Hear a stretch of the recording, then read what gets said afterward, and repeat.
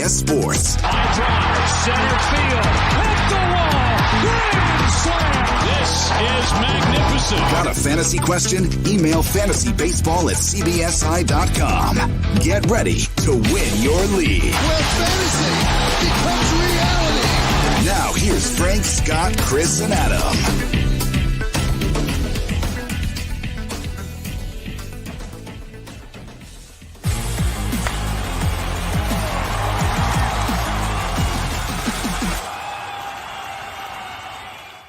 Man, it is a fun time to be a Seattle Mariners fan. Welcome into the emergency edition of Fantasy Baseball today. Frank Stanfield joined by Chris Towers, and we already knew prospect Jared Kelenic was set to debut on Thursday, but he won't be alone. The cavalry is coming. Logan Gilbert, one of the top pitching prospects in baseball, will also be called up by the Mariners on Thursday, according to Jeff Passan, and is set to start against Cleveland. So Logan Gilbert, 24 years old, former first-round pick back in 2018, and our buddy Chris Welsh, a.k.a. The Welsh, who used to host this podcast. He's very close to prospects, that whole entire world. He went as far as to say Gilbert might be the best starting pitcher in the minors. The minors no more. Chris, what are your thoughts on Logan Gilbert? Is he a must-add? He's only 31% rostered on CBS right now.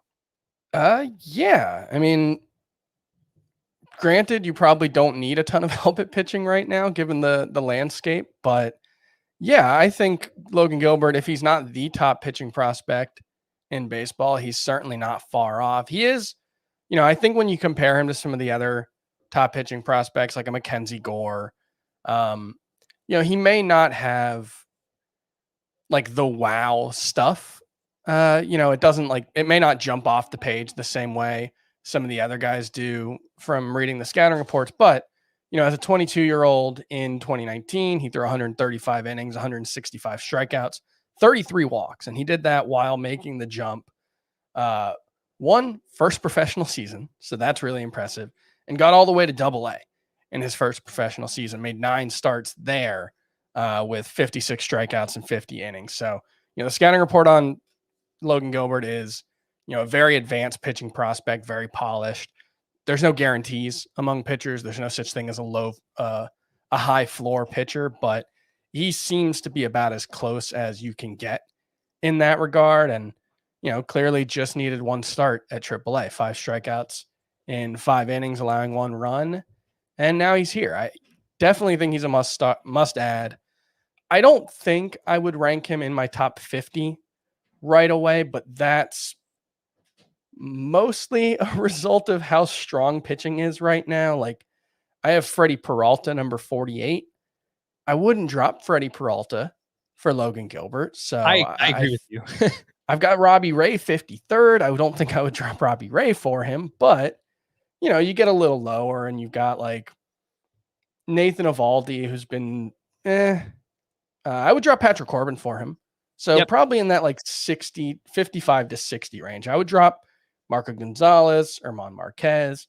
If I don't have Framber Valdez in an IL spot, I would probably rather have Logan Gilbert at this point. So yeah, I think that's about the range that he settles in for me before we see him pitch. We'll see, if he goes out there and strikes out 10, well, actually that wouldn't be that remarkable anymore. I think Chris Bassett just did that last night, but you know what I mean.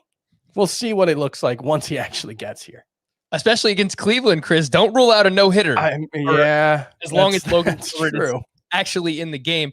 The spot that I was eyeing in the rankings, SP64. So that would be just behind names like Robbie Ray, Jamison Tyone, Jose Urquidy, and Huascar Ynoa. So that one's a little bit questionable, Ynoa versus Logan Gilbert. But just ahead of names, I would drop to Nelson Lamet. I think we've gotten to that point. Yep. He's throwing 2 innings per start. I would drop Lamet for Logan Gilbert. Marquez, you mentioned. Patrick Corbin, Dallas Keuchel. A few other questions I received. Brady Singer. Would you drop Brady Singer? I would make that move. I think so, yeah. Didn't look great against the Tigers last night for Brady Singer. How about this one, Chris? Would you drop Adbert Alzolay, who's pitched very well?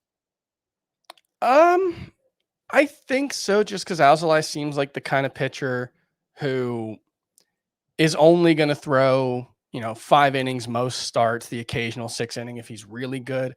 I think Logan Gilbert can be better than that. So I think I would do that. And, the other thing to keep in mind is Alzay's got a 4.5 ERA right now. He was 2.95 last year. A 3.5 ERA, maybe a 3.6, 3.7 ERA, that's a little fringy. Like, you're going to have to drop someone with an ERA below 4 to pick up Logan Gilbert in a lot of leagues. So, that's just kind of the price of doing business at this point. Yeah, it's the nature of the position, which we've basically talked about all year, all week long, how baseball's trending right now. And there's a huge glob of like this mid-class starting pitcher that's really overperforming right now. So you're going to have to make some tough decisions. Those were a few names that we would drop. How about a few prospects, Chris? Nate Pearson recently just got sent down. I guess you wouldn't have a problem making that swap, right? Nope, not at all. How about Sixto Sanchez, who is apparently targeting a return in June? I got asked this question a few times on Twitter already. I think I would make the move. I'm looking at my rankings right now. I did move Gilbert to 59th overall. I have Sixto 57th, but so my preference would be to hold on to him. And maybe there's a little bit of, gambler's fallacy or whatever the term might be, where I've already held on to Sixto Sanchez for so long that it would feel stupid to drop him. I would hope I have a pitcher with less potential, but, Gilbert probably isn't that much less talented than Sixto Sanchez. Yeah, and I agreed with your assessment of him. He's not as flashy as a Mackenzie Gore, but seems like just a clean prospect. Was reading a few scouting reports about him. He's got 2 different breaking pitches, a curve and a slider that he commands very well. He's got a changeup. He throws mid-90s. He's 6'6". He's just a huge pitcher on the mound as well. Yeah. So I think that he's very polished. I think that's a good way to describe Logan Gilbert. Let's just wrap up with some fab talk here, Chris. Let's do it per 12-team points and roto, and then we'll just talk about for deeper leagues. 12-team points league, how much fab would you be willing to spend on Gilbert? It's interesting. In a lot of my leagues, it was like everyone went wild with their fab early in the season, and the last few weeks, like nobody's gone for more than 5% of the total year-long budget. I would think Gilbert's going to change that, and I'm looking in my Tout Wars team. I think I'd probably go 20% of the like a 12-team league. Yeah, I think so. Okay. Yeah, but I guess it does depend on what my need is. I think that would be the upside, the ceiling. And in this league, I don't know how badly I need a starting pitcher, so maybe it'd be more like 15. Yeah, but yeah. All right, so depending on your need, it's 15 to 20-ish% for Logan Gilbert, and I think that's fair. In the podcast points league, I picked up Shane McClanahan a couple of weeks ago for 12% of the budget. So yeah, I do think that Gilbert is going to regularly go deeper into starts than someone like McClanahan. So yeah, behind that, how about if you play in a deeper league, Chris, like a 15-team roto league? Can you see spending like 25% of your budget? I imagine you're going to have to go higher to get him there.